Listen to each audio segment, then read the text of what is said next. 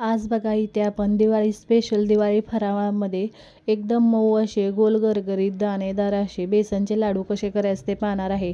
तुम्हाला बघूनच कळत असेल आपण छान असे हे लाडू बनवलेले आहेत। तुपाचे योग्य प्रमाण घेऊन सगळं साहित्याचं योग्य प्रमाण घेऊन छान लाडू बनवलेले आहेत। एकदम चविष्ट खमंग असे आणि इथे बेसन परफेक्ट असं भाजलेलं आहे। एकदम मस्त बेसन भाजलेलं आहे। नक्की या पद्धतीने तुम्ही बेसनचे लाडू या दिवाळीला करून बघा, तुमचे पण छान होणार। तुम्ही पहिल्यांदा जरी बनवले तर तुमचे पण बेसनचे लाडू छानच होणार आहेत। एकदम मस्त छान होणार आहेत। एकदम चविष्ट असे लाडू तुम्हाला बघूनच कळत असतील किती छान असे लाडू झालेले आहेत। तुम्ही पहिल्यांदा जरी बनवले तर छान होणार, कारण तुम्ही या पद्धतीने जर प्रमाण घेऊन लाडू बनवले तर तुमचे पण या पद्धतीने लाडू मस्त एकदम गोल गरगरीत दाणेदार टाळ्याला न चिकटणारे असे लाडू होणार तुमचे पण मस्त।